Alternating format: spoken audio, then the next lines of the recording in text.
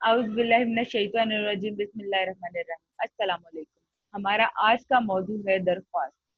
दरख्वास्त किसे कहते हैं? दरख्वास्त एक इल्तिजा या अंग्रेजी में से कहते हैं फॉर्मल रिक्वेस्ट। दरख्वास्त किसी भी मसले को हल करने के लिए होती है। उस मसले में छुट्टी लेना हो सकता है, फीस माफी की दरख्वास्त हो सकती है। इसमें किसी इदारे को किसी भी वजह से किसी भी मसले के हल के लिए दरख्वास्त लिख सकते हैं। जैसे आपके मोहल्ले की सड़क नहीं बनी हुई तो आप अपने इलाके के एमएनए या किसी सरबराह को दरख्वास्त लिख सकते हैं कि हमारे मोहल्ले की सड़क नहीं बनी हुई तो आप इसे बना दें।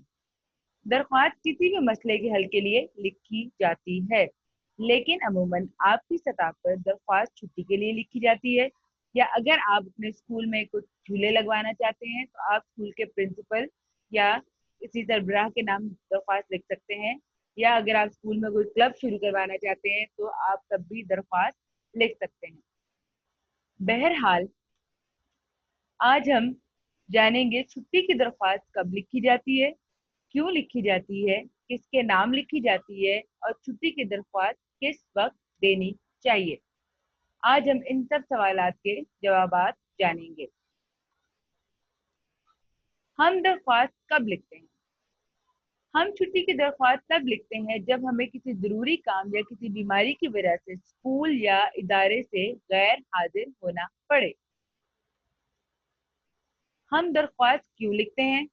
दरख्वास्त लिखना इसलिए ज़रूरी है ताकि मुतल्लिका इदारे या स्कूल को बर वक्त आगाह किया जा सके कि आज हम गैर हाजिर होंगे, ताकि वो बर वक्त इक़दाम कर सकें। हम दरख्वास्त किसके नाम लिखते हैं?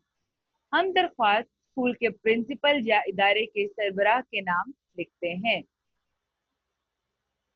हमें छुट्टी की दरख्वास्त किस वक्त देनी चाहिए? बेहतर यह है हमें दरख्वास्त छुट्टी करने से पहले जमा करानी चाहिए। अब रहा सवाल कि हम दरख्वास्त कैसे लिखते हैं, तो ये सब आपको सिखाया जाएगा उर्दू ऑनलाइन क्लास में। दिन जुमेरात, तारीख 18 जून 2020, वक्त दोपहर 12:40। हम आपके मुंतजर रहेंगे। अपना ख्याल रखिएगा। अल्लाह हाफ़िज़।